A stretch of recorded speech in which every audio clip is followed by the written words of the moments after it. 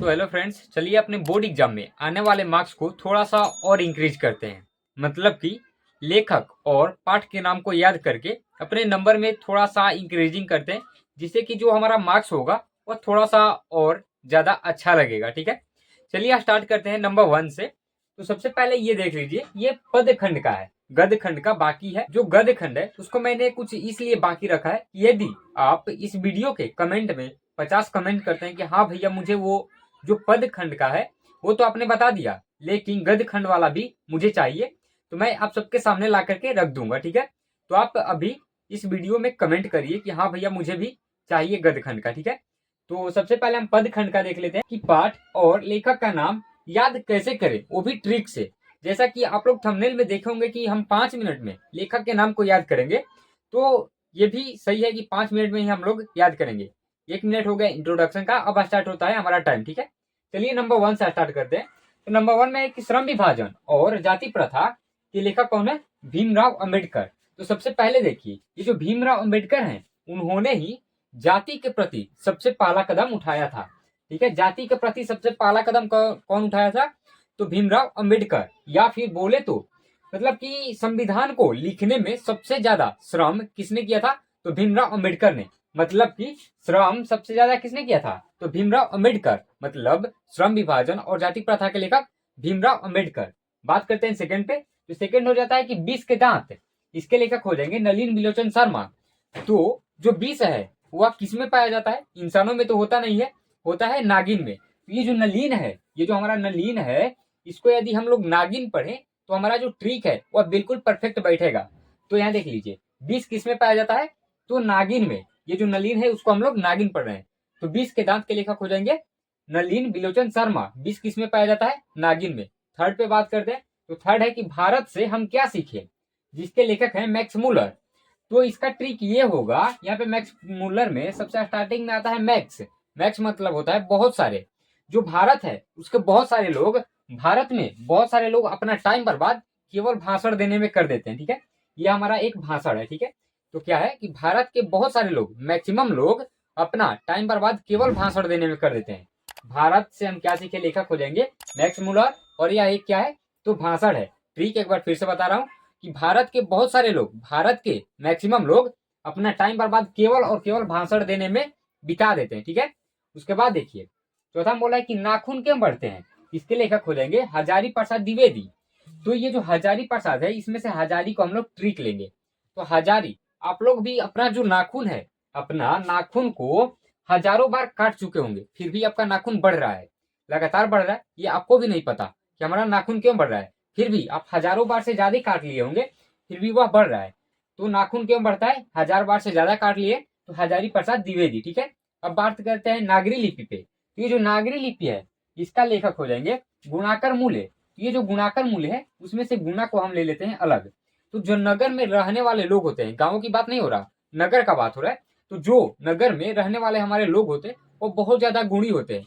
उनको किसी भी प्रकार का कोई ना कोई एक गुण जरूर आता है। गांव में तो कुछ ऐसे भी लड़के होते हैं जो कि बिना कुछ किए गांव के मतलब गांव में घूमते रहते हैं। तो नगर में वैसा नहीं होता, जो भी इंसान हो उसके पास कुछ ना कुछ गुण अवश्य होता है। तो नगर में जितने भी लोग रहते हैं ये गुणी होते हैं। ठीक है, तो नागरी लिपि का क्या हो जाएगा? गुणाकर मूल्य। ठीक है, मतलब ये गुणी होते हैं, उनका कुछ ना कुछ मूल्य जरूर होता है। तो नागरी लिपि गुणाकर मूल्य। उसके बाद देखिए छठा बोला है कि बहादुर।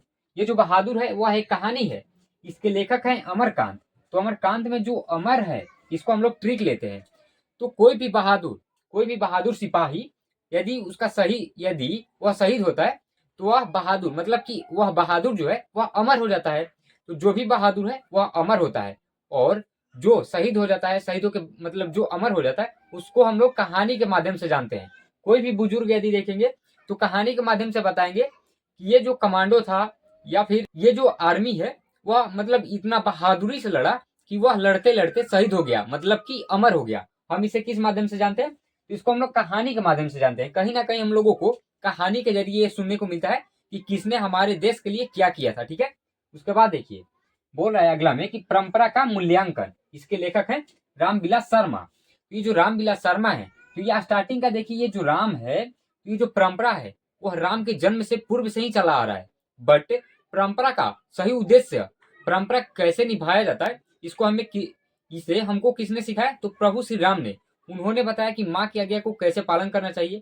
यदि मान लीजिए माँ बोलती है कि कहीं और चले जाओ, या फिर जैसे मान लो कि तुमको राजगद्दी पे नहीं बैठना है, तुम वनवास के लिए जाओगे, तो इस बात को प्रभु श्री राम ने ही हमको बताया कि परंपरा होता क्या है, परंपरा का पालन किया कैसे जाता है। ठीक है, तो परंपरा का मूल्यांकन के लेखक कौन हो जाएंगे? रामविलास शर्मा। मतलब कि परंपरा को पालन, जो परंपरा है उसका पालन कौन करता है? तो प्रभु श्री राम। ठीक है, उसके बाद देखिए 8वां बोला है कि जीत जीत मैं निरखत हूँ, इसके लेखक हो जाएंगे पंडित बिरजू महाराज।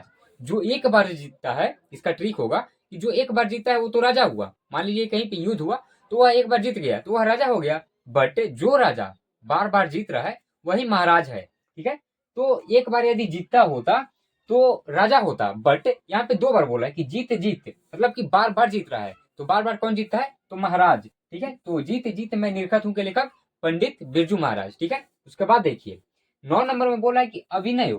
तो यहाँ पे देखिए ये जो पाठ का नाम है इसमें पहली बार आया है, और इसके लेखक कौन है?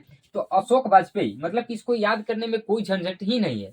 मतलब यहाँ पे भी जो चैप्टर है उसमें भी पहली बार नाम अ से स्टार्टिंग हो रहा है, मतलब कि अभिनय, और जो लेखक है उनका नाम भी अ से है, अशोक वाजपेयी। ठीक, उसके बाद हम चलते हैं आगे। तो 10 नंबर में बोल रहा है कि मछली। तो मछली के लेखक हो जाएंगे विनोद कुमार शुक्ल। ठीक है, तो ये जो शुक्ल है उसको हम लोग शुक्ल से याद न करके हम लोग याद करेंगे शुल्क से। ठीक है, हम लोग याद शुल्क से करेंगे। मतलब कि जब भी आप मछली को बाजार से लेने जाते होंगे तो आप कुछ न कुछ शुल्क के रूप में जरूर देते होंगे, चाहे कोई भी हो। जैसे मान लीजिए आप कहीं मार्केट में जाते हैं कि भैया मुझे 1 किलो मछली दे दो, तो उसके बदले आपको कुछ न कुछ शुल्क देना पड़ता होगा, पैसा या फिर कोई भी वस्तु देना पड़ता होगा। तो जो मछली है वह फ्री में हमको नहीं मिलता है, उसके लिए हमें शुल्क देना पड़ता है। तो इसको याद कैसे करेंगे? तो मछली, इसको खरीदने में लगता है शुल्क, मतलब कि इसके लेखक हो जाएंगे विनोद कुमार शुल्क। शुक्ल नहीं, शुल्क याद करिए, क्योंकि यदि शुक्ल याद करेंगे तो आपको थोड़ी थोड़ी कंफ्यूजन हो जाएगी। लेकिन थोड़ा सा का अंतर है, आपको लिखना तो है नहीं, ऑब्जेक्टिव में आएगा, नाम दिया रहेगा, आपको टिक करना है। तो शुक्ल की जगह पे शुल्क याद रखिएगा। ठीक है, 11 में देखिए, तो 11 में बोला है कि नौबत खाने में इबादत। ये जो नौबत खाने में इबादत है इसके लेखक है यतीन्द्र मिश्र। तो इसको हम लोग कैसे याद करेंगे? इसका हमारा ट्रिक क्या होगा? तो इसका ट्रिक में हो जाएगा कि जैसे मान लीजिए हम जब भी खाना खाते हैं तो उसको कैसे खाते हैं? हम लोग अपने भाषा में बोलते हैं कि खाना को सान करके खाया जाता है, बट यहाँ पे ट्रिक की बात हो रहा है। तो यहाँ पे खाना बोला है और यहाँ पे बोला है यतीन्द्र मिश्र, मतलब कि हम लोग खाना को मिस करके खाते हैं अपने हाथों से। जैसे मान लीजिए थाली में खाना ले लिए और खाना लेने के बाद उसको मतलब हाथों से मिस मिस करके खाते हैं, तो क्या हो जाएगा? नौबत खाने में इबादत। इसका लेखक कौन हो जाएंगे? यतीन्द्र मिश्र, मतलब कि हम लोग खाने को मिस करके खाते हैं।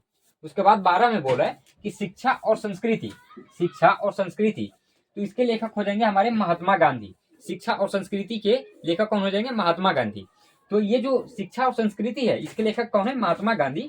तो इसको याद करने के लिए मैं इनका ही एक क्वेश्चन बता दे रहा हूँ। ठीक है, ट्रिक तो ट्रिक होता है, बट यदि आपको क्वेश्चन बता दूं तो आपको क्वेश्चन आंसर प्लस लेखक पाठ का नाम भी याद हो जाएगा। तो इनका एक क्वेश्चन है कि महात्मा गांधी सबसे सर्वोत्तम शिक्षा किसे मानते हैं?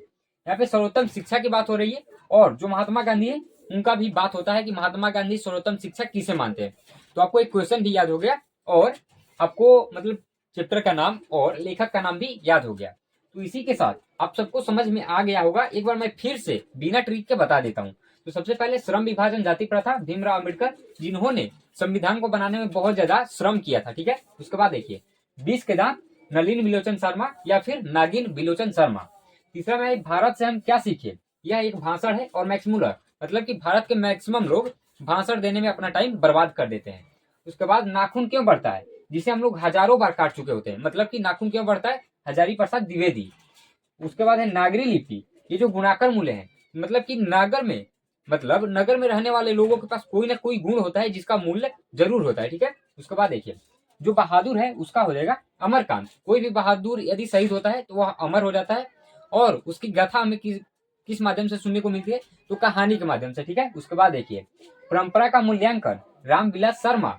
प्रभु श्री राम के द्वारा हमें परंपरा का असली मूल्य पता चलता है। ठीक है, मतलब रामविलास शर्मा, राम के द्वारा ही हम लोगों को परंपरा का मूल्य ज्ञात होता है। उसके बाद देखिए जीत जीत मैं निरखत हूँ, इसके हो जाएंगे पंडित बिरजू महाराज। जो एक बार जीतता है वह राजा, और जो बार बार जीतता है वह महाराजा। ठीक है, तो पंडित बिरजू महाराज जीत जीत मैं निरखत हूँ। अभिनय, जो कि लेखक में, जो कि चैप्टर में एक नाम अ से स्टार्ट होता है, केवल एक नाम है जो कि अ से स्टार्ट होता है, और लेखक में भी एक नाम है जो कि अशोक वाजपेयी के नाम से स्टार्ट होता है। ठीक है, तो अभिनयों को अशोक वाजपेयी। जो मछली है उसमें देखेंगे तो कोई भी मछली, किसी भी मार्केट में आप जाइए, यदि मछली खरीद रहे हैं तो उसका कोई ना कोई शुल्क देना पड़ेगा, चाहे पैसा हो या फिर कोई वस्तु हो। तो विनोद कुमार शुक्ल मछली के क्या हो जाएंगे, विनोद कुमार शुक्ल। और 11 में बोला कि नौबत खाने में इबादत, मतलब नौबत खाने में इबादत, मतलब जब भी हम खाना खाते हैं उसको मिस करके खाते हैं अपने हाथों से, तो इसका क्या हो जाएगा, यतीन्द्र मिश्र, मतलब अपने हाथों से मिस करके खा रहे हैं। नौबत खाने में इबादत, यतीन्द्र मिश्र। और लास्ट है कि शिक्षा और संस्कृति, इसके लेखक है महात्मा गांधी। तो इसको मैंने आपको एक क्वेश्चन बताया कि महात्मा गांधी सर्वोत्तम शिक्षा किसे मानते हैं। तो इसी के साथ जो है आज का हमारा क्लास समाप्त होता है।